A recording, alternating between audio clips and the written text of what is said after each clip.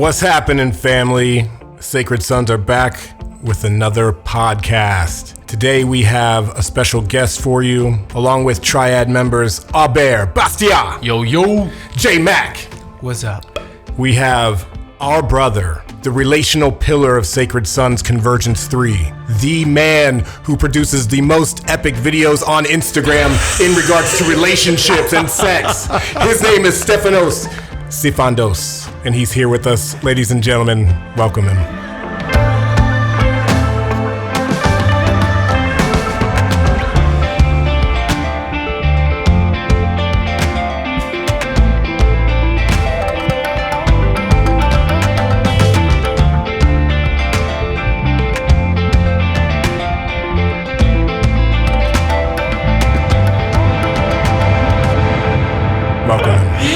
Oh, brother, so good to be here. I'm so excited. Yeah, man.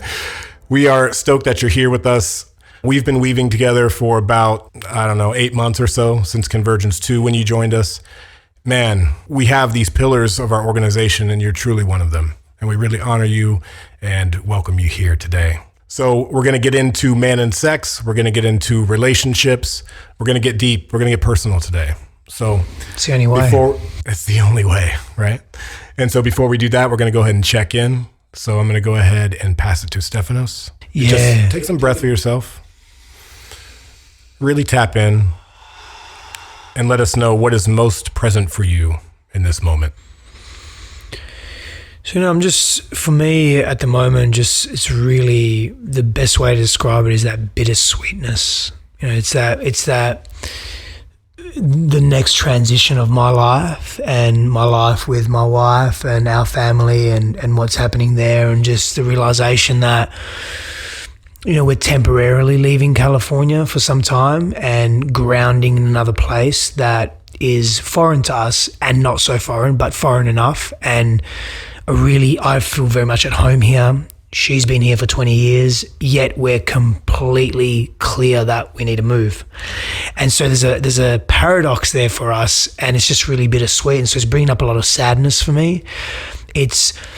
I'm acquainting it and equating it to loss. It's the loss of the friendships that I have here, and that I've developed over a shortish period of time. It's the loss of the energy of this place, the environment of this place, the physical environment, the ocean, the mountains, the weather. I mean, that's a big thing, and I come from that place in Australia as well, where we just have amazing weather. And so it's bringing up a lot of loss for me. And in that loss, I'm bringing memories. I was very close to my grandparents. And so I'm thinking a lot about them.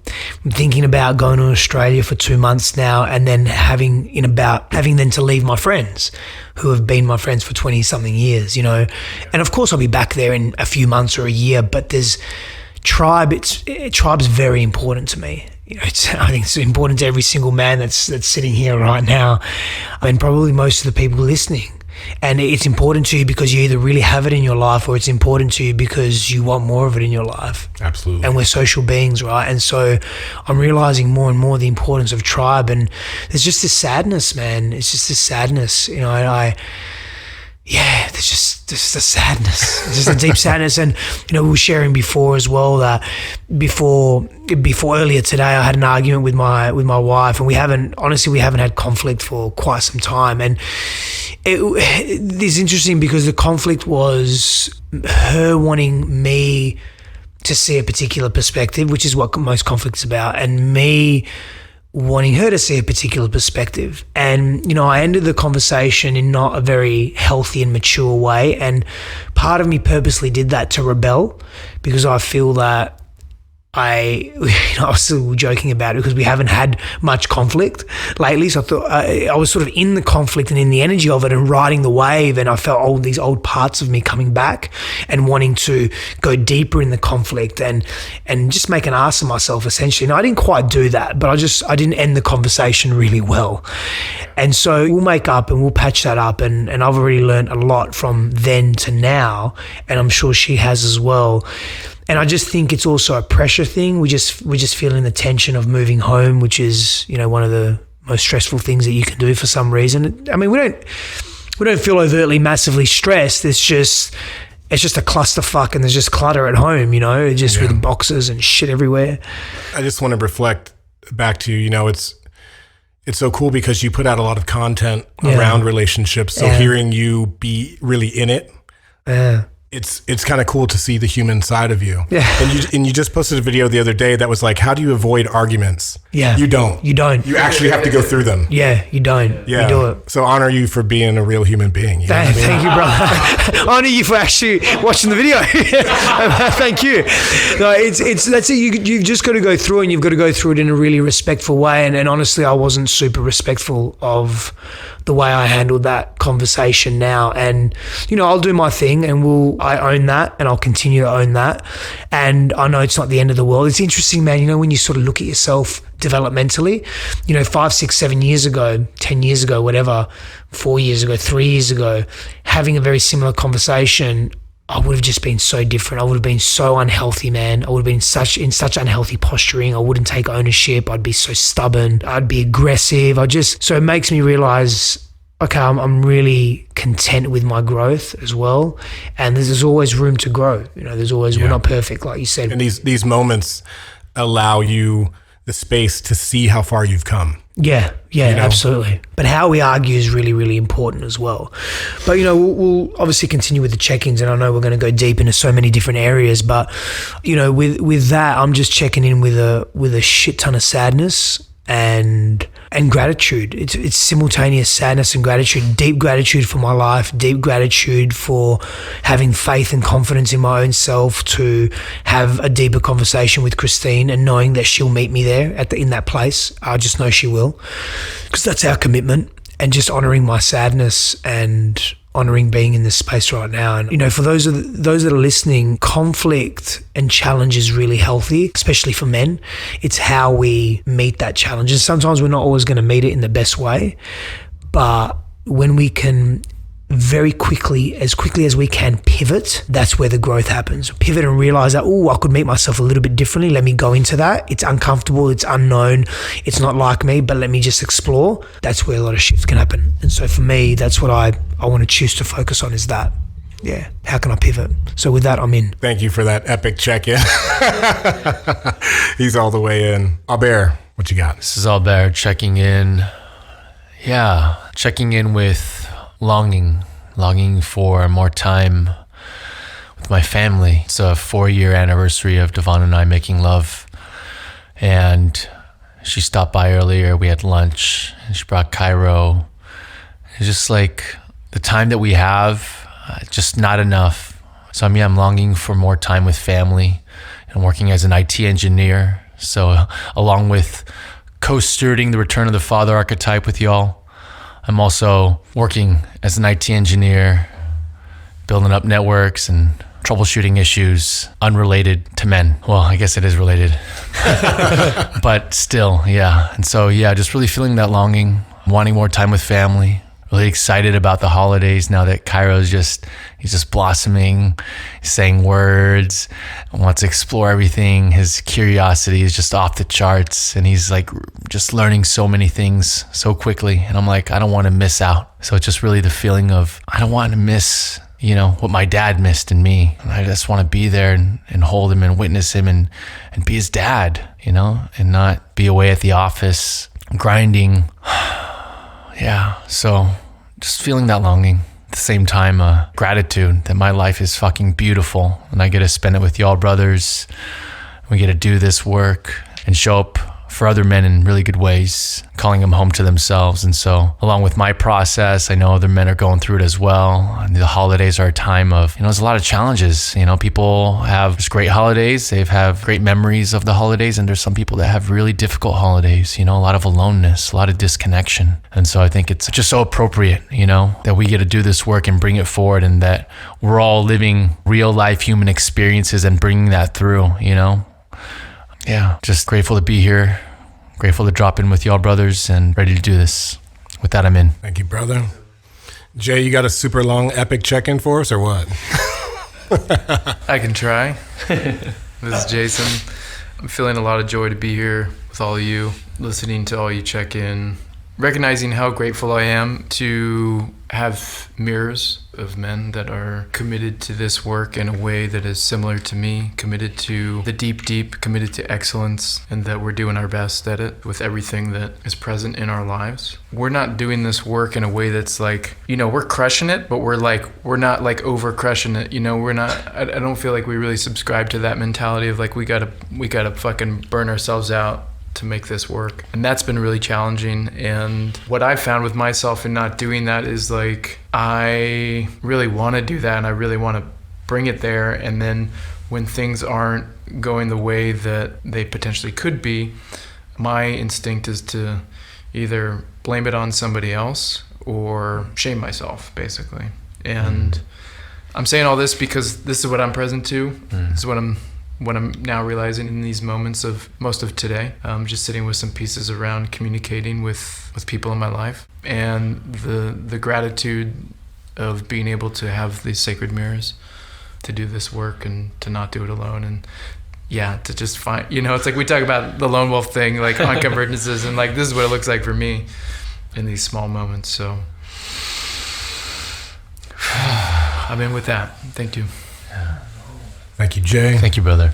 Adam Jackson checking in with the word nourishment. I presently feel nourished in my body. Just had some delicious curry. I'm feeling nourished in friendship with the brothers here in this room and being able to connect on a deeper level. This is something that I haven't always had in my life. And so feeling nourished by the brotherhood, feeling nourished by the tribe, like Stephanos, I'm also a believer in tribe. And I'm a believer that as a tribe, we can go further together. You know what I mean? So feeling nourished, holding a lot of space in my own personal life, but also for the brotherhood, for everybody out there, and feeling privileged to be in a position to hold that space with Sacred Sons. So with that, I'm in. And we're gonna drop in about relationships, man. We're all in it right now, right? Yeah. So we might as well go there.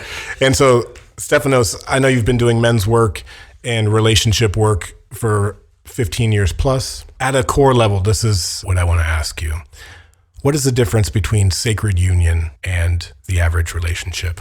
Sacred union is a term that I've seen you use, and just for the men out there, or the men and women out there who are in relationships, what is it about sacred union that's meaningful to you? There's a number of different ways I usually respond to this, and the order in the way that I choose to respond to it depends on, the context of the conversation. But I want to start with an example or an analogy, right?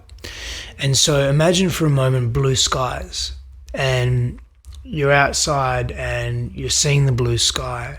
And then all of a sudden, the grey clouds and the white clouds, they start to come in, right? And then it gets really dark. The grey turns sort of these dark grey, black clouds. And then it starts to rain. You go inside and you're looking at these clouds and you're looking at the sky from inside of your home, and you're thinking, I wonder if the rain is going to stop or when it's going to stop. You never really think, is it going to stop? You also really ask, when is it going to stop, right?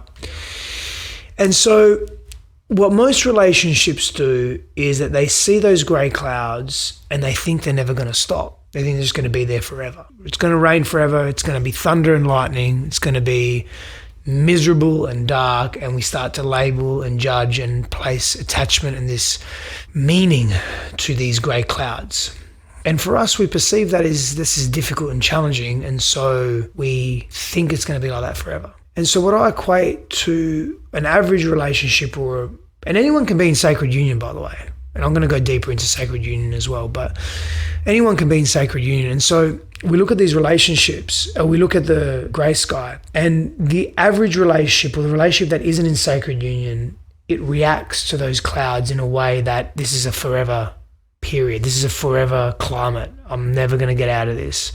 I'm stuck in this. And so we become reactive as opposed to being responsive. Whereas people in sacred union look at the grey clouds and just say, oh, this is temporary. It's going to be difficult, but we're going to manage it. And we're going to manage it together. And we're willing to acknowledge it and manage it together. And so the willingness is a big piece, right? And so what most people do is they split up they separate. It gets too difficult. It gets too challenging. Because we all know, like, a bright sunny day, a 70-degree day, for those of you in Celsius, like a 28-degree day or 30-degree day, bright, sunny, blue skies, that's desirable. That's beautiful, right? When it's rainy and cloudy and gloomy, that's nice too, but it's not really desirable, right? So it's not a, I don't know, homeostatic weather pattern, so to speak. It's not completely nice. And so we panic in relationship, and we argue and we fight, and we think that fight's going to be forever. So the grey clouds represent the conflict or the challenge, and we think the challenge is going to be there forever, and we react from that place. It's a fear. Whereas those in sacred union don't have that fear. They see it as an opportunity for growth. They see it as an opportunity to be different and up-level themselves in the relationship. So it seems like you're saying sacred union is more of a perspective shift than anything that's super spiritual or something that you're doing at a deeper level. It's shifting the perspective that you have on the relationship, and it requires an unequivocal amount of commitment. Yeah, the perspective initiates us into going into the depth. And so sacred union is something that where two people are together. It's maybe a level 3, level 4 relationship style, where two people are together, or 3 or 4 people, depending on whatever your relational dynamic is. Everyone has different preferences, but we'll just use a heteronormative example just for simplicity's sake. Two people are together, and they choose very clearly. For me, this is what ultimately defines sacred union. Both people sit down and both people ask the same set of questions. And here's the question. How are you growing in this relationship because of me? How am I growing in this relationship because of you? How are you growing in the relationship because of how you are being in this relationship with me? And how am I growing in this relationship because of how I'm being in this relationship with you? And the last question is, how are we together in this relationship contributing to our communities and our families and the greater earth, basically? How are we contributing to humanity? And ultimately, for me, that defines sacred union. Now, what underpins all that is this willingness and this commitment. You've mentioned those two words, and they're very strong words. It's a willingness to traverse the difficulty. It's a willingness to traverse the pain. It's a willingness to traverse the darkness and the unknown together, and sometimes alone, sometimes in separation, sometimes in greater levels of solitude. But it's a willingness to believe in, and I don't want to use the word fight, but there is an element of that, because we're fucking human. And if we think for a moment that we're not going to fight sometimes, we're going to fight. I'm not talking about fighting with each other, but fighting for what we believe in, fighting for what's important. We're going to have that. We're going to have those inner and outer battles. And so it's a fight for the sacredness of our merging. And that's a constant check-in, right? That isn't, we make the decision once and then we don't have to check in again. We're human. We're going to have to check in. I love this because I think there's a misconception about sacred union, which is, I found the perfect piece to fit my puzzle, and now we're whole. It's called codependence. Right. Yeah. It's not about finding the one and saying, I found the perfect mate, soulmate, twin flame, whatever. This is about doing the deep, deep work. Yeah. Yeah. Like Jason puts it really nicely, the deep, deep. And I love when you say it. It reminds me of Tom Hanks in Atlas, Cloud Atlas. Yeah. You know, when he plays the true. The true. Yeah. I love that true. That's true. It's the true. It's the true. But that's part of it. And so part of it's commitment, part of it's willingness, part of it is going to those depths, part of it is choosing to see each other in a different way. There's so much that comes with sacred union. Part of it is recognizing that there is no perfection per se, and that you're bringing 100% of your 50% to the relationship. Yes. That's how it is. So would you say, though, that there's a piece in sacred union connected directly to the sacred, the merging of two into one? The immediate answer is yes for me, but there's an and there, right? And so, whilst it's a blending, there's also a sovereignty that remains. So this is a really nice analogy that I heard. Imagine, so I've got my left hand and I'm holding it sort of towards my face, and behind my left hand, I'm raising 4 fingers, and you can just see the top part of my 4 fingers, right? And so when you see here, you see 4 different entities moving or something like that, right? You see four different objects moving, but you don't know. Well, you do know, but let's say you don't know. But you do know. Yeah. But it's connected to a hand, right? Wow. And so what I was once explained was that divinity, or that sacred union as an example, this ultimate unity consciousness, we as individuals are sparks of that consciousness coming from one spark, right? You can even think of a fire that emits sparks. And in this case, the hand is the ultimate force, or the ultimate consciousness, we are that, by the way, but we're individual expressions of that consciousness. And so sacred union is no different. We're coming together. We're still individual beings, or at least the illusion of individual beings, not to complicate things. And there is a merging there. There is an intertwining there. And that's part of the commitment to the deeper work as well. Now, that's very different from codependence, where you're relying on someone for your sense of self or your well-being. Completely not that. Completely not that. Yeah. So let's say somebody's in sacred union. They're doing the deep from time to time. The clouds roll in, they roll out. When, in your work, what has it looked like, the people that you've worked with, when it's enough for them? You mean when the relationship is time to end? Maybe there's codependency elements, maybe there's not, but what's too much from your experience? In short, for me, the too much, or the overwhelm, or the unwillingness to continue is generally a compound effect of there's too much water under the bridge. So they've had experiences that they've shared with each other that they can't reconcile and can't forgive and can't let go. Now, that's somewhat of a superficial answer. Let me go deeper. The depth to that is that 2 things. One, hey, maybe that's just the timing of their union. It's a reason, season, lifetime, right? That's their journey mates. Christine calls it, my wife calls them journey mates. So that for that part of your journey, they were your mate. The other part to that, for me, fundamentally, and I've worked with thousands of people, individuals and groups, thousands and thousands of people, what we keep coming back to is there's unresolved, largely unconscious, but unresolved childhood wounding. Developmental wounding that's taken place, this is almost for every single person, that hasn't been reconciled.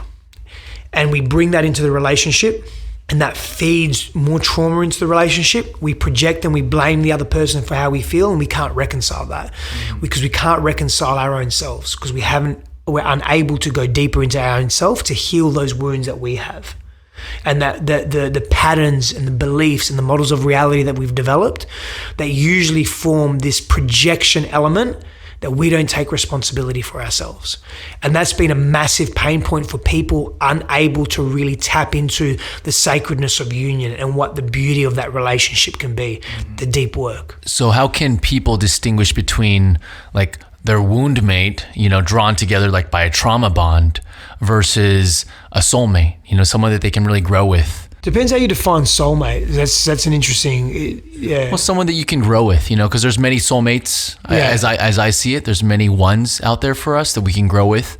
Doesn't necessarily mean for the rest of your life. Yes. I think that's a misconception. But there's a lot of people that in the spiritual communities, you could say, that are like, hey, I found my twin flame and everything's working out. There's synchronicities around it, and we're meant to be. And cut to 3 years later. Well, even just like 3 months later, or like half a year later, and they're all the shadows are coming out, and they're like, oh, and then there's like twin flame analogy, they're like, oh, we're meant to do this, and it's like really destructive in many ways. What would you say for someone that's maybe experiencing some of these synchronicities and some of this deep feeling of connection and remembrance, and yet it's still early on, and they're like, I want to move in with you and build a life together? It's a great question, and it's a complex one as well. And the reason why it's a complex one is because there are so many factors that impact and influence the individuals that are involved.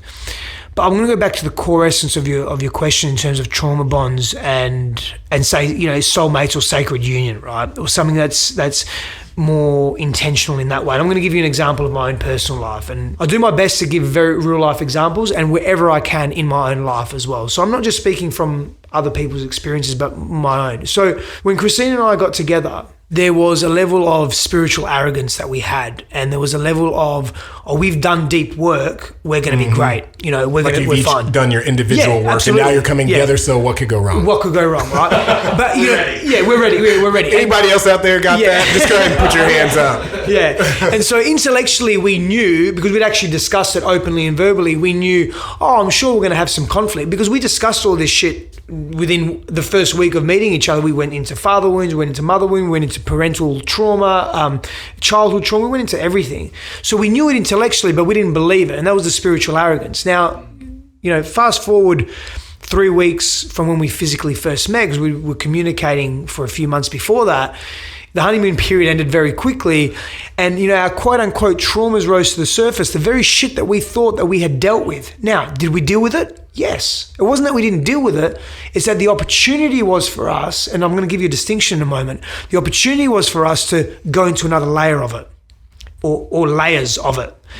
And yes, we did. That's exactly what we did. Now, the distinction is at that point, we didn't crumble enough to separate.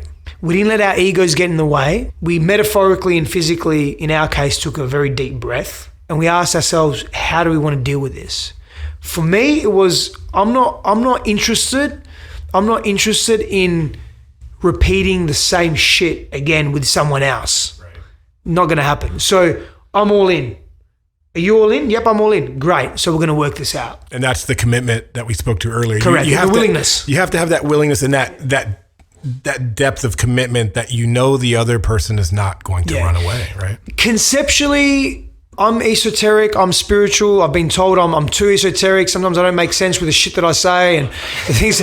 I'll take that, I'll take that. But I'm also very pragmatic. Show me your actions, because our actions are our spirituality in motion. That's why we're physical beings.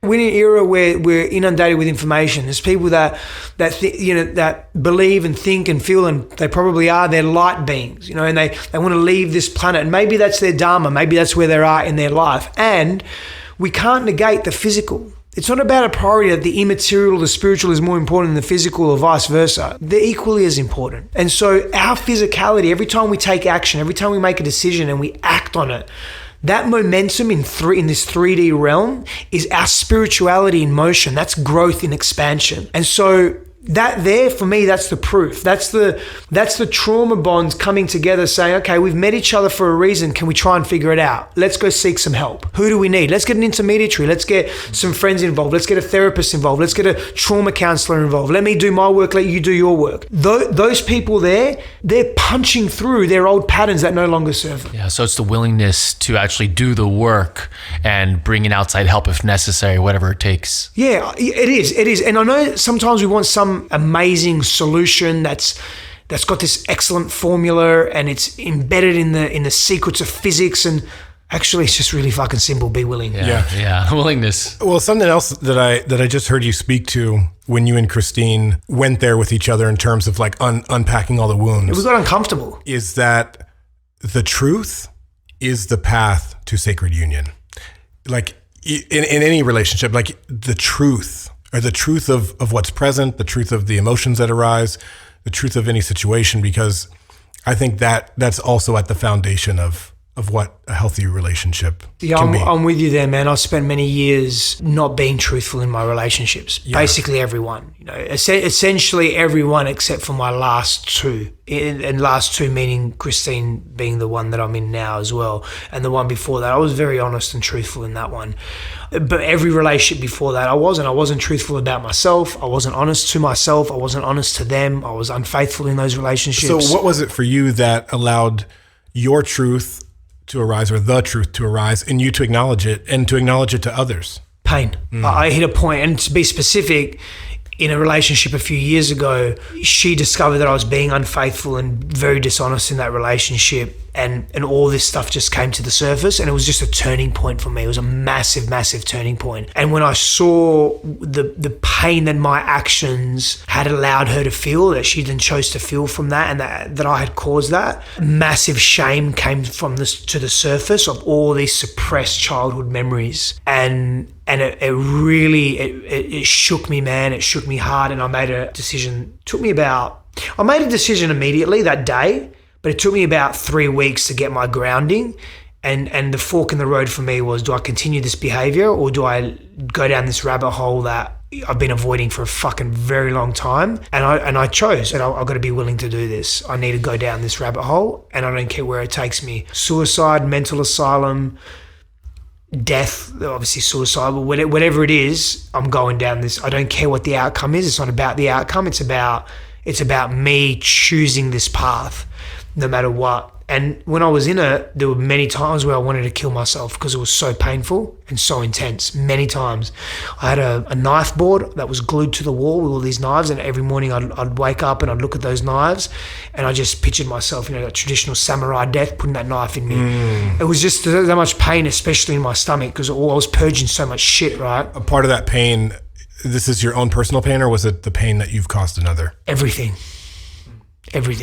Yeah, everything. And my personal pain largely as well. That was really coming to the surface. And in those times, I was thinking to myself, I'm going to get out of this. And because I didn't want to commit suicide, I'm going to get out of this. And if and when I do, because then it was like if and when, it was more towards the when, but there was sometimes when it's like, if, am I going to get out of this? If and when I do, I'm going to teach what I have learned, and I'm going to help others break free from their stuckness, in life. And that's where the inspiration for the work that you're presently doing, that was the seed of it. Yeah. But like you said, I've been in this health and wellness space, mental health and emotional health and wellness for many, many years. But in this way, that was really the turning point. It's just really been a few years in this way, in this expression, the way it presents itself now. Yeah, I really respect the rawness and the realness that you bring to this work. So shifting into your personal history, and specifically with men's work, what was your path to finding men's work as a passion and ultimately a part of your purpose? Yeah, so there's a couple of things. The first was I was asking myself the question of, is this the type of man that I want to be for the rest of my life? This was 7 years ago. And the answer was no, I don't want to be this man. This is not the man that I want to be. Or maybe not even the man that you want to be, but this is not the man who I know myself as. Yeah, and who I know. That's right. Yeah, you know what I'm saying? I was being false. Yeah. It was all a facade. It was all a facade, man. Like the infidelity, the prostitution, the dishonesty, the deep aggression, it was just all a facade.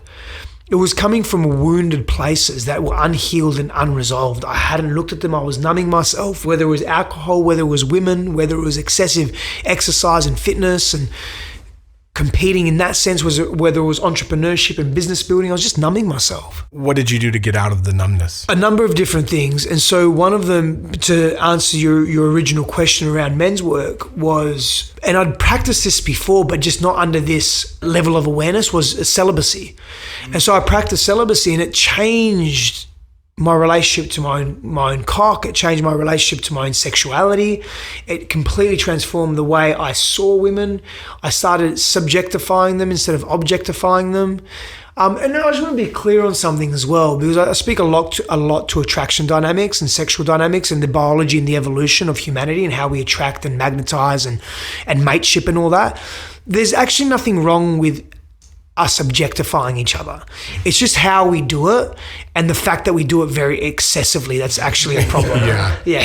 But objectifying each other is not a bad thing. I think in our culture, there's no moderation in the amount of objectification that's happening right now. Yeah, and the intention's just fucking mucky and blurry, right? That's the problem. But objectification is not, or objectifying, it's a very natural process that we go through, that our brains go through, and we don't want to avoid that because it's actually part of keeping us safe. But anyway, I don't want to get on a tangent. So that celibacy, that longer period of celibacy for me really gave me a new perspective, and it helped me understand myself. And what happened in that time was as well, because I wasn't masturbating, there was no pornography. I mean, I'd stopped pornography for a while before then, but it was no sex, no pornography, very little contact with the feminine. It was just really going into me, I became hyper creative because I had all this energy, right? I had all this juice, literally and metaphorically, and I had to put it somewhere.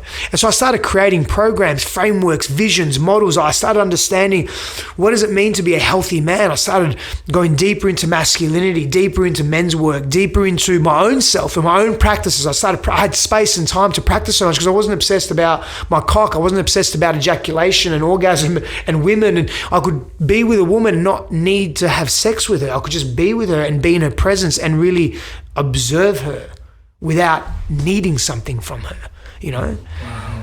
And so that gave me a deep perspective into men's work. And so I just started creating, man. I started creating my own frameworks for advanced models and more basic models and reading and writing and spending a lot of time on my own in solitude, not aloneness. I made this distinction on Jetty's podcast a few weeks ago, and I made this very distinction very clear because I think men struggle with isolation. And when you talk about solitude and isolation, sometimes the two are mixed as if they're the same, and they're not. They're very, very different. And I want to make this distinction because I think it's a very important point in our community, in our men's community, but also the listeners as well and the audience, knowing who the audience is, right? So for me, solitude is very deliberate and it's purposeful and it's healthy. And an example of that is that young boy about to turn into a man that goes out into the wilderness, disappears for a few days on his own, comes back, learns about himself, is greeted by his fellow men, his fathers, his uncles, his brothers, his friends, the community members, the men, and they see him and they reflect back to him who he is now and who he was and the growth for him that's yet to come. And that's solitude, when we disappear into and we retreat into ourselves to be with ourselves, to be in nature, right? To understand and find out who the fuck are we? Right. And we do that in solace, okay? That's the soul of man, yeah? And then isolation for me is very passive. It's victimization. You're victimized. You're coming from fear. You're living from fear. You have a fear of being rejected, humiliated, abandoned, so you isolate yourself. You jump in a cube, you drive your cube to another cube, you sit in the cube for 10 hours, right? And then you come home in that cube, or you're different, Abur, of course, but as an example, we stuck in these cubes, then we get stuck in familiarity. We go home, we press a few buttons, we get food delivered to us, we make sure we masturbate and watch some porn, then we eat and we watch a TV series until midnight. We get up in the morning and we fucking do it again. And now, whilst none of us do that here, we know that that's not the case for so many. Okay. And this is great because on this podcast, we like to give men tools. Yeah. So I want to go back to that numbness piece because there are so many men who are struggling with porn addiction, with that exact premise that you just laid out. And so if someone has awareness of an addiction or of something that's holding them back or something that's keeping them numb, do you have any tools or advice that can help someone get started just to take the first step out of that numbness? Yeah, for sure. So I love how you mentioned that, if they have an awareness, because that's obviously a very important piece. If you don't have the awareness, how can you take any action and make some changes? Well, I think what we're doing right now is making people aware. Yeah, for sure. Like if you're listening to this and you're saying, oh shit, that's me. Welcome to the awareness that is what is going on. But if they're listening to this, then, they're on their way. No judgment on anyone, but, life ebbs and flows. Sure. And, I've been at my highest highs and felt like, oh man, I got it all together.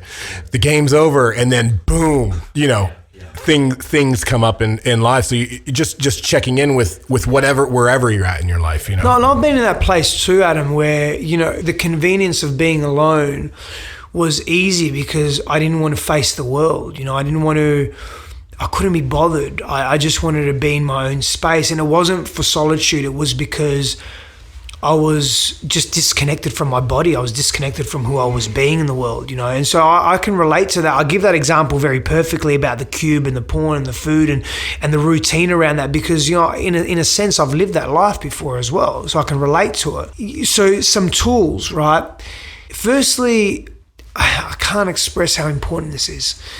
You need to have a tribe. If you're a man, you need to have a tribe of men that see you and witness you. You have to do that. Like, for example, there's just no excuse. And I'm going to tell you why. Here at Sacred Sons, we offer how many different modalities and ways in to build tribe, whether it's the membership site, whether it's the weekly or the monthly circles, whether it's convergence, whether it's EMP or EMX. Like, there's just so many different opportunities, right, to create tribe. And if you don't want any of that, that's cool. Go find a meetup group. Create your own meetup group. A client of mine, I'm going to share his name, Daniel. He works in the mine sites back home in Perth, one of my homes in Perth in Australia, and mining's very big there. And so he's just about to have a baby. He's literally 2 months away from having a baby, very similar circumstances to you, brother. And he's working 2 weeks away, 1 week's killing him. He's 1 week back at home, it's killing him. He wants to be with his family, with his wife and with his little bubba that's about to come, right? And he's got no one. He doesn't resonate with the guys up there. They're talking about prostitution and smoke and cigarettes and drugs and this and alcohol. He doesn't resonate. Yeah, and that's really important because that's one of the reasons we created Sacred Sons, because it might not be that the tribe is in your immediate surroundings. Correct. But we are utilizing the technology that we have to connect us to a greater level. Yeah. And we use those tools through the screens to actually connect us in real life. Yeah, and absolutely. That's where this work gets done. Yeah, it's a part, what we ultimately want to do is, I joke about this, I did a video on this the other day, the number one problem with online dating is that we don't take it offline quick enough. And so, what I mean? And it busts up the biological interaction, but that's a side note. But take it offline, and we have those opportunities to do that. But with Daniel, I said, bro, start your own meetup. And so he did. He had 60-something people respond to a post that he put out. Wow. And I think 7 or 8 people ended up coming to his first meetup. That's amazing. Men. And really high quality, high caliber men as well. And so, because that's the type of people he's going to attract. So you're just going to put yourself out there. Now, why do I say tribe as a tool? Because when you have a healthy tribe, you can have a healthy reflection of what's happening. You can learn and practice to be honest with people that you trust, respect, and revere. You can say, hey guys, I don't think I have a problem, or I don't think I have an addiction, or I don't think I have a habit that's unhealthy, but maybe you could tell me otherwise. And so you come in and you say, these are my habits, what are your thoughts? And your brothers are going to reflect you without judgment. They're not going to say to you, oh, you're a fucking idiot. They're not going to say to you, I can't believe you do that. You're disgusting. What type of man are you? They're not going to say that. They're going to say, brother, this is what I see. This is what I witness. This is where I think maybe you could do something a little bit different. This is where I think your value is and where your worth is. We're going to build up our own self-worth. We get into these isolating habits because we have a low sense of self-worth. And so a tribe, it's not about codependency. It's not about relying on the tribe for your sense of happiness. But the tribe is able to reflect back to you in real time with, I call it spiritual authority, who you are being, because we're relational beings. They're our mirrors. Now, I'm not saying don't be discerning yourself. The fact that you've sought a tribe and you're being honest and sharing yourself means you have a level of self-reliance and assertiveness. And you are able to trust yourself and get some more feedback from your tribe. Once you've done that, put practices in place to build your self-worth up. Now, as a man, there are many you can do. Get in nature, start training your body. Start in the physical. What would you say about the men that just, they have a lot of excuses? They're like, oh yeah, I'll get to a meeting at some point. Fuck your excuses. That's the answer. Fuck yeah. No, seriously. And that's for me just being hard love, right? That, fuck your excuses, because your excuses are just going to keep you playing small. And when you're 70, 80 years old, if you live that long because of your shit habits, your unhealthy habits, you're going to regret not living your life fully. Why do I say start in the physical? Because it's tangible. It's not immaterial. It's not woo-woo. It's just easy access. It's there. We feel it straight away. You walk or you run really hard, or you do a hard yoga session, or you lift some weights, or you swing some kettlebells, or you go roll, or you box, or whatever you do, you're going to feel it. When you start moving your body, what happens to you physiologically is you start to literally physically feel better, mentally, emotionally feel better, right? You start then to put yourself in a state of expansion and spaciousness. In that state of spaciousness, you're not constricted and coming from fear. Physiologically, it's impossible, pretty much impossible. And so there you can get creative and you can start thinking laterally about your life in a very different way.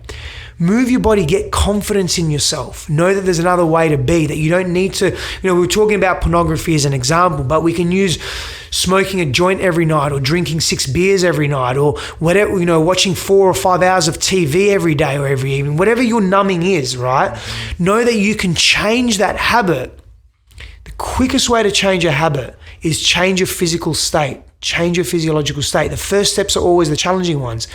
That's why I say get a tribe where you can be held accountable. maybe you're not going to do it immediately. You're not going to make all these massive changes straight away, and you don't need to. One small step at a time, but the tribe helps you stay accountable. So when you ask for tools, I could give you another 38 tools. Sure. But this is great because this is the first step. And for a lot of men who are out there, a lot of people who are listening, they just need to get on the path. Yeah, on the first step. Too many steps are overwhelming. It's just not necessary. It's one or two steps. Master those steps. The elite are elite because they've mastered the basics. It's as simple as that. Get a solid tribe, you're a social being. Move your body with intent regularly, you're a physical being. Start there and don't worry about anything else. I love that. I love the simplicity. And with that, it's simple, but it's not easy. No, it's not. No, that will take up enough of your time.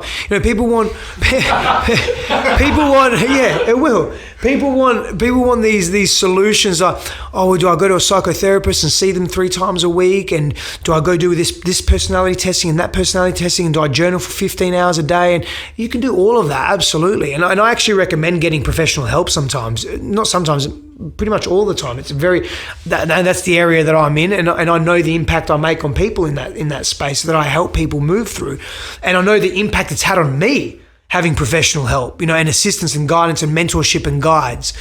And there's something really powerful when you make decisions for yourself at a simple level and you start executing on them. It feels really good. Nobody can do it for us. No. Yeah. It's like one step at a time, and we got to keep taking those steps. Yeah, it's exactly right. Something that I would do, and this may sound really not strange, but it may not sound impactful, but I promise you it's so impactful. Whenever you do a training session, journal it. Write down what you did, how you felt going in, how you felt at the end. Just keep a log of what you're doing, writing it as well. Because there's tremendous vertical and left hemispherical, right hemispherical brain integration that takes place when we write things, especially when we're being reflective. So you're talking about how you feel before, during, and after that workout, and you're also tangibly taking note of what you did. Yeah, absolutely. The reps, I ran 10 mile, whatever it is, right? I ran it in 70 minutes or whatever you did it in, okay? Or I went to the forest and I walked and I picked up some boulders and picked up some logs and carried some stuff, however you did it. But take note of it because it helps keep you really focused and engaged on that task. In fact, this is a tool that prisoners often use that are on death row, or prisoners that don't know what's going to happen to their lives.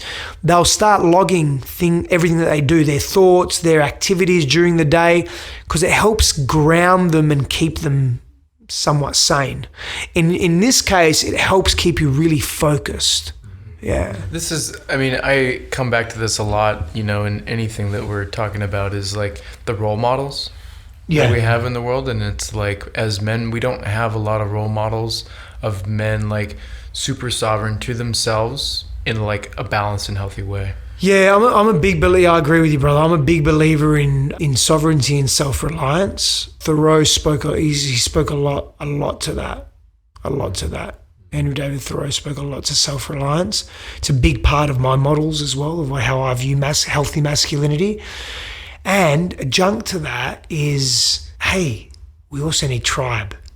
Yeah. How do we factor that in? You know what tribe does? It allows you to be the hero in your own movie. Yeah. It allows you to be that role model for yourself because only you can really envision the fullness of who you are. Yeah, through the support, right? Through the reflections of the members of that tribe, through those sacred mirrors. The myth. Yeah. We create the myth together. Yeah. And I can't speak for everybody, but just knowing my own path, there's a lot of lone wolfing it, but part of that lone wolfing was really good for me because I was used to bypassing a lot of my pain, a lot of my stuff through relationship, a lot of unhealthy, toxic relationships. And so having that space of like 2 years where I was basically celibate, spending time in nature, and like you, just like, coming back into my own energetic sovereignty, that's really when I discovered like, whoa, there's so much more here that I'm not connected to, that I wasn't connected to.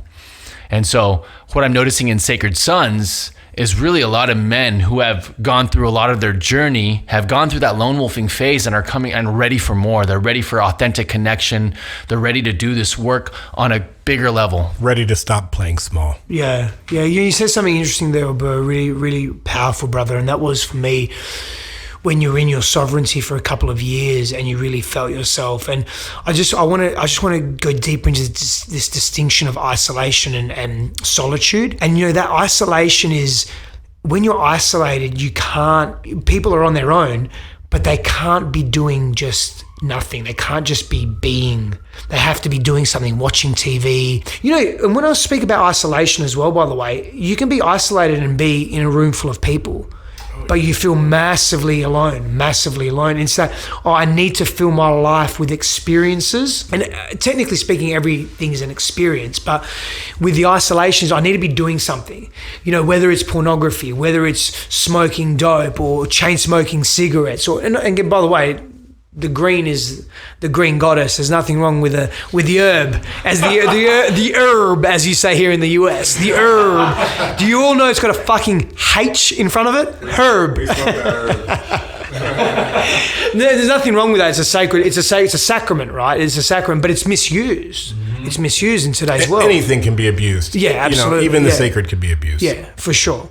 Yeah, but the isolation is where we're distracting ourselves, we're numbing ourselves, and whereas the solitude is we're just happy to just be and observe and feel what's happening within ourselves and give critical reflection to what's happening within ourselves. Yeah, something that just came up for me was with some of those distractions, whether it's herb, whether it's television, whatever it is, one way to get clear on that or to get through it is to actually honor it, acknowledge it, acknowledge that you're using this tool in an attempt to numb something or to bypass or whatever it is.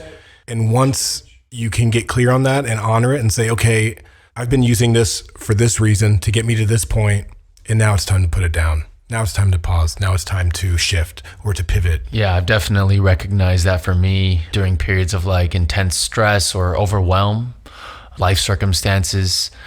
It's like at times I'm like, man, I'm going to numb myself. I need to go watch I'm going to watch 5 episodes of this Netflix show because I don't want to deal with that right now. And it takes away from my ability to just fully enjoy it. So it's like at some point I'm like, oh, fuck, man, I got to deal with this. I like this. That's another distinction as well, because I think sometimes, we work really hard. And what I mean by work, that can come in various forms, but we give a great deal. And sometimes for me, I'll just speak for myself, but for me personally, sometimes I like at the end of a day to just sit down and just watch a good movie that's just fun, it's just light, it's fun, or a TV series. Harry Potter? Yeah, oh yeah, love it. Love Harry Potter. Or whatever it may be. But here's the distinction. I'm not running away from anything. I love my life. I'm not hiding from anything. I'm not trying to suppress anything. I just want to unwind. And I want to just give people permission, not that you need permission from me in any capacity, but start to know the distinction. Are you running from something and numbing yourself, or do you just want some lightness? Because give yourself permission to watch TV. TV is not the devil either. I want to be very clear about that. It's I like watching a movie, and sometimes I won't watch TV for 3 or 4 weeks, literally. And sometimes I'll watch TV every night for an hour or so. It just happens sometimes. But if for whatever reason I'm using television or something out, and even exercise as a numbing agent, that's when I need to pull back, retreat into self, and ask myself some pretty serious and deep questions about what's happening in my world right now. Yeah. Ask yourself and also bring it to the tribe. Yeah. Bring it to the sons. Yep. Yeah. And that's been super helpful, just in my own personal process of being able to come to you brothers and be like, fuck, I'm going through it. In our regular check-ins, and that's been huge for me to not resort to numbing, just to feel it and to be with it. And to not be judged. That's the biggest thing, man, is to not be, I don't give a fuck if you bring the same thing to me 15 times a day. I'll put you in check as a healthy brother would, but I'll never judge you. Never. That's the relationship every man needs to strive for. I don't think I'm putting an unrealistic check out of reach here. I think we all have that capacity. You put in the work, you put in the effort. That's another thing. I mean, in today's world, people don't want to put the effort. Everything needs to be convenient. Everything needs to be fast. The pill. Microwaves and toasters. Yeah. So I'm a big believer in getting comfortable in the uncomfortable. One of the parts of my path that was very meaningful for me was finding Sweat Lodge. The first lodge I'd ever went to, I had just been broken up with, coming out of a 3-year relationship. We had a business together. We had a dog together, all this kind of stuff. I was filled with resentment. I was like, I was wearing a backpack of resentment and blame going up the mountain to Sweat Lodge. And the lodge leader, the chief, his name is Hawk Moon. Shout out Hawk Moon. Shout out all the strong hearts. He looked at me and he just said to me, you know what all your relationships have in common? You're in all of them. So let's take a look at what you're doing.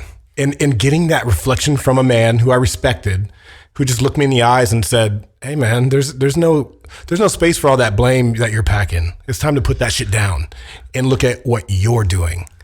That shifted me so deeply, that it really caused me to look at myself. And then sitting in 4 rounds of lodge and burning all that resentment off and coming out of that 4th round with gratitude and finding gratitude for the relationship that I had all that resentment for and really laying that down with the grandfather stones.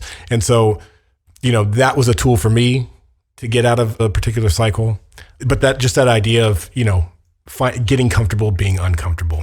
I think that's a huge one for men especially. Oh, absolutely. And see, we go back to that challenge and discomfort and difficulty being a growth pathway for men. And we make the uncomfortable comfortable, and then we seek new challenge into discomfort again, and we make that comfortable, and that process continues. And all of a sudden what we're doing is we're building this repertoire of experience, rich life experience that gives us range. That's what we lack so much in this world. We lack range, but we have the potential. I lacked range. I don't feel I lack range now. Range is always increasing, but my base range before was, and I don't want to judge myself harshly, but it was weak. I wasn't putting in the effort. I was ignoring, I was numbing, I was suppressing, I was pretending everything was okay when it wasn't. And I knew it wasn't, but I still kept pretending it was. That's not range. It was all about convenience. Just avoid the pain. Avoid feeling, Lean into the pain, lean into the feeling. Lean in, brothers. Lean into life. It feels like teenage stuff too. Yeah. Right? Yeah. That's what this is. Yeah. Like the numbing and the avoiding and I know I need to do this, but I'm not gonna do it. It's all teenager shit. It's a carryover. So what do you need to do with your teenager out there? For all of you listening, what kind of relationship do you need to build with your teenager? You got to give that teenage self some love too. Oh yeah. We talk about inner child. We don't necessarily talk about that teenage time. I think particularly that's a really powerful point, Jason, brother. That's awesome. That got me thinking now. So here's the interesting part. So females have this very distinct biological rite of passage. They move from no menstruation to menstruating.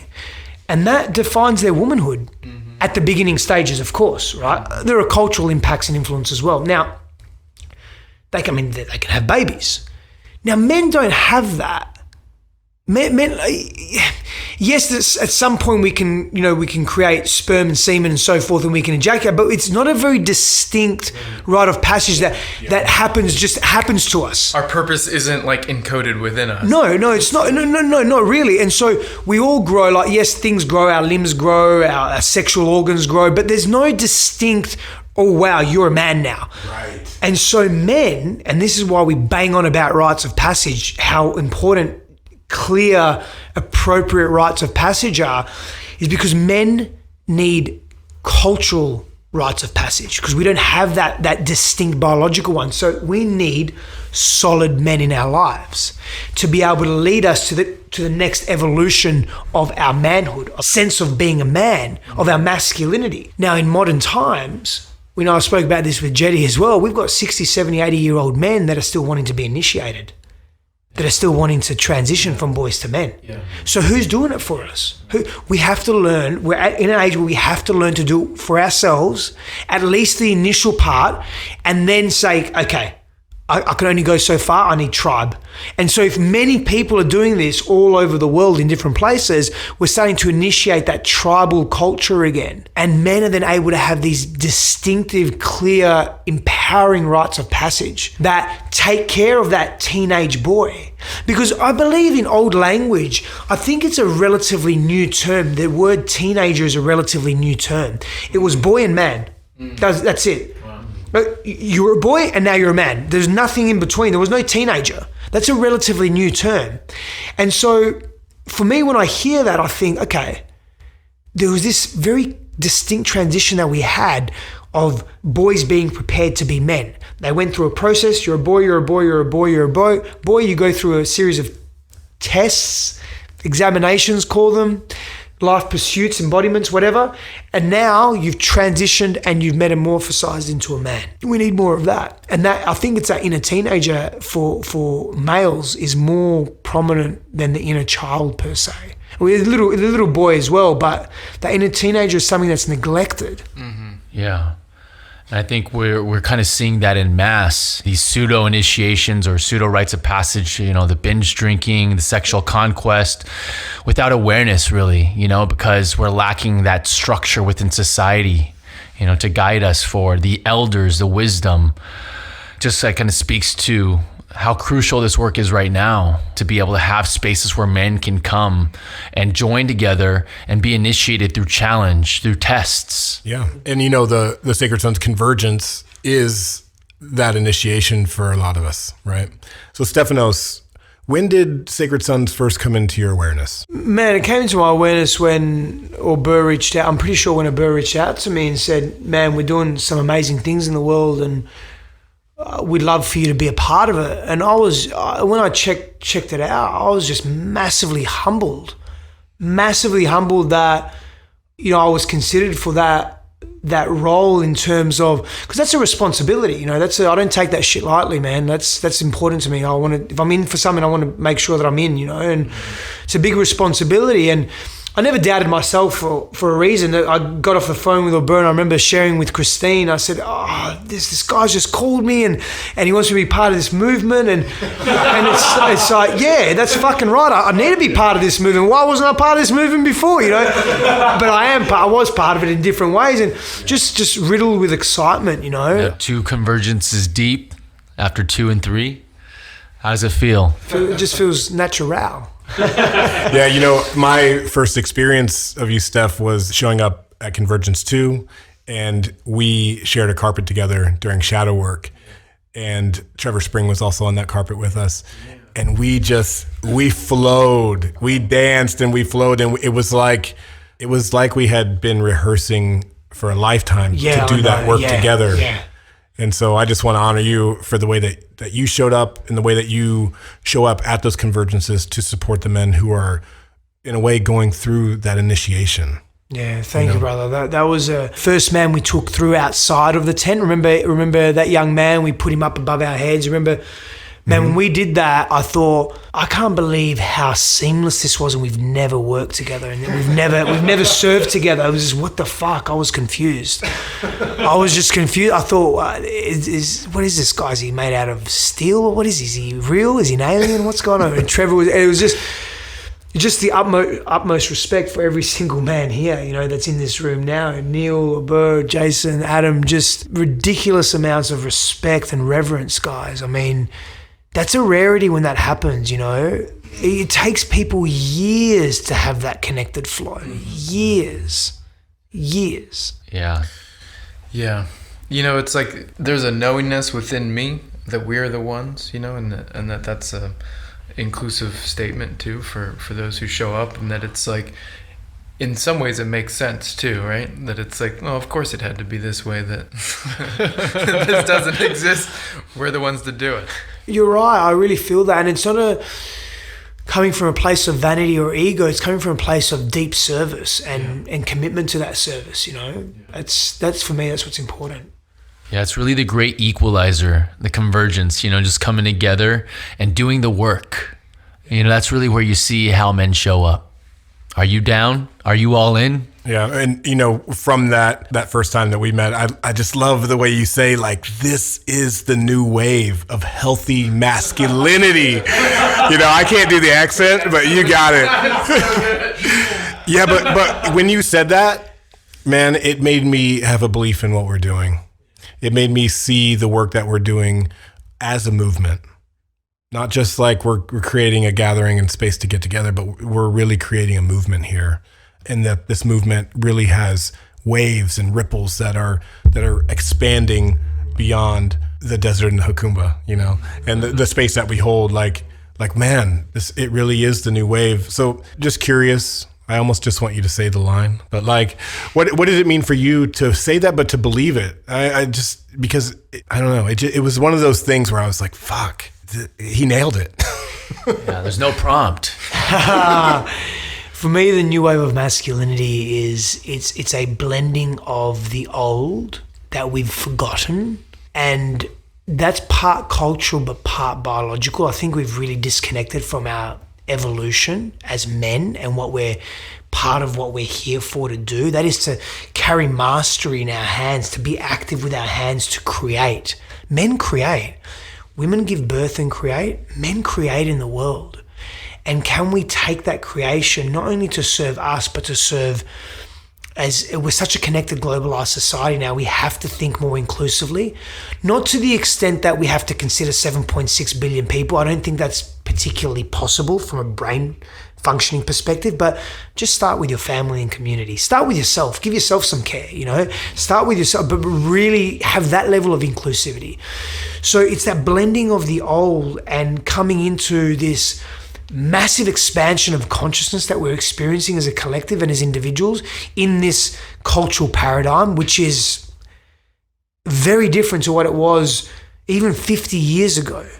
The rapid growth that we're experiencing on so many different levels now, it's unprecedented. So it's how do we blend these healthy elements of the old, more biological than anything else.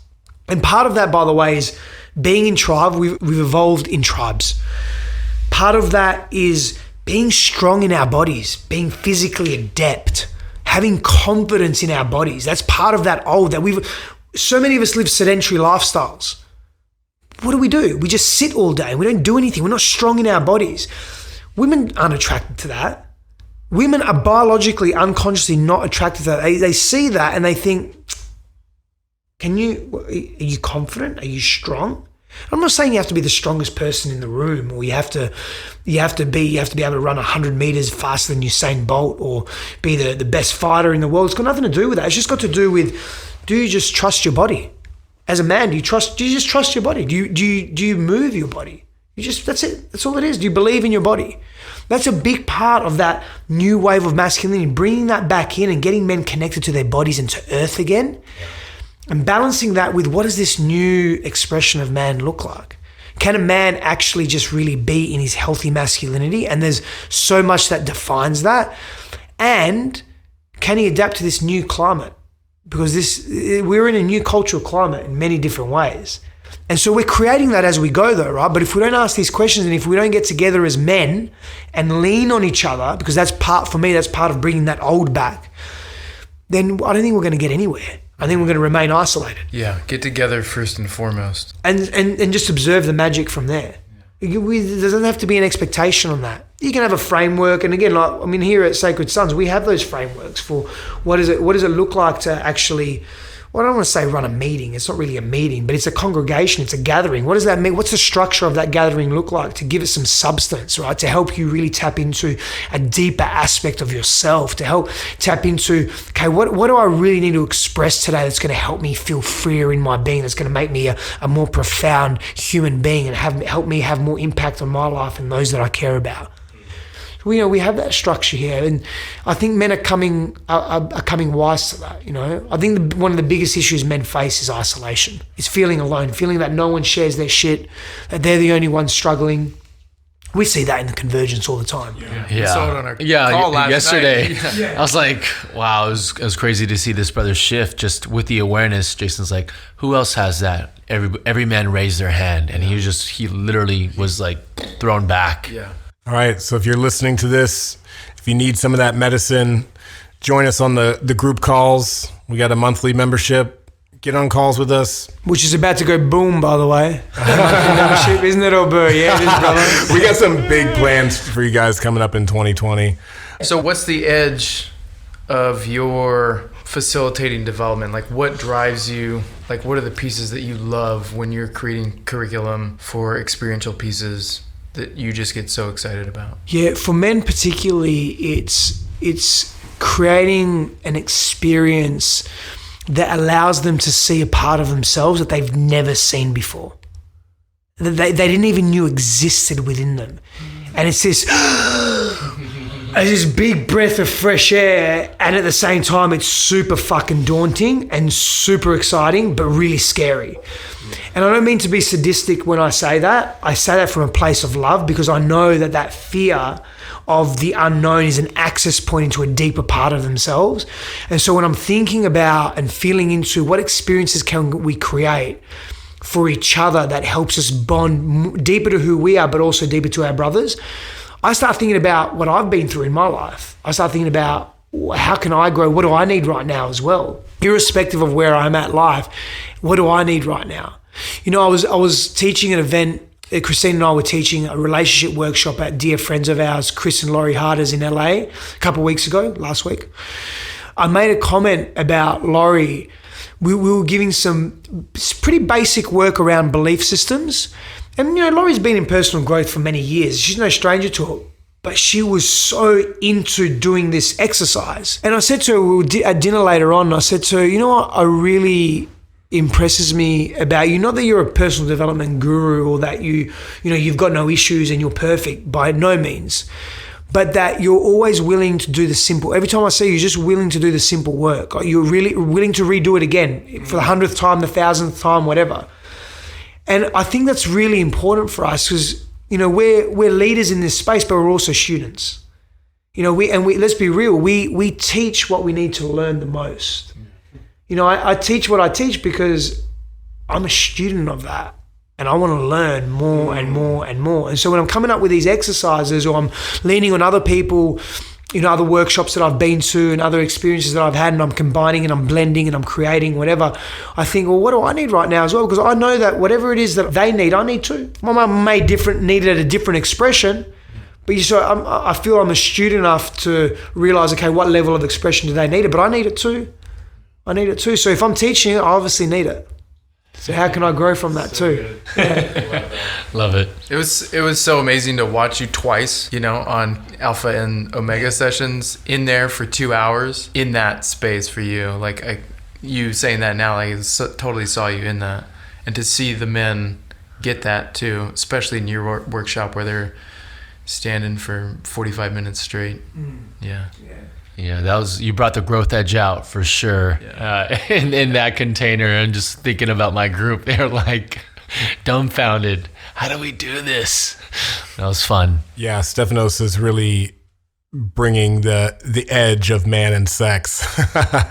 If you're curious to what goes down in that workshop, you'll have to join us for a Convergence or an EMX, where Stefanos will be joining us. EMP. Or the EMP. Yeah.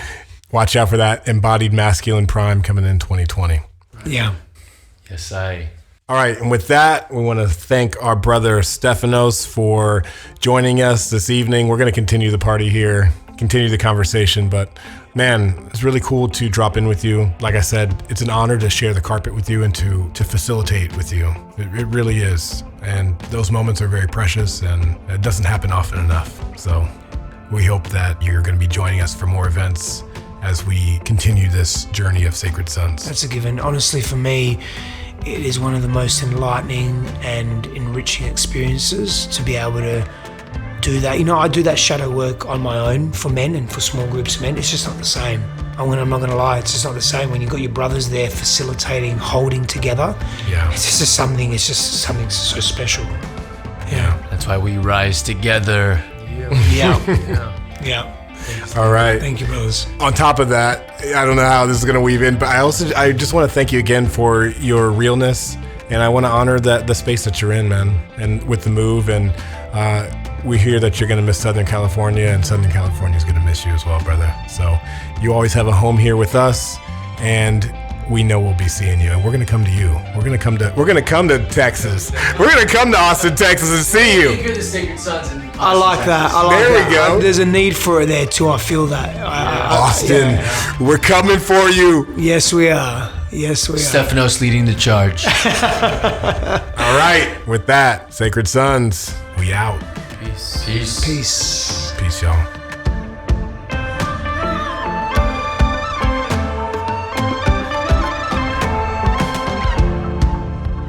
All right, Sacred Sons has some upcoming events. The EMX, Embodied Masculine Experience, is coming to a few cities around the U.S. The EMX is a 30-man retreat weekend which features men's councils, nature immersion, breath work, ritual connection, and shadow work. And it's really for those looking for a deeper connection in brotherhood. So December 6th through 8th, EMX Phoenix, Arizona. That one is almost sold out. And then we go into 2020. January 3rd through 5th, we'll be in Miami, Florida. February 28th through March 1st, we'll be back here in San Diego, California. There's also a facilitator training option for that one in San Diego. And March 20th through 22nd, we'll be in Maui, Hawaii. And that Maui date is limited to 20 brothers. So if you're interested, check out sacredsons.com to learn more about those dates and other offerings. Hope you enjoyed this episode.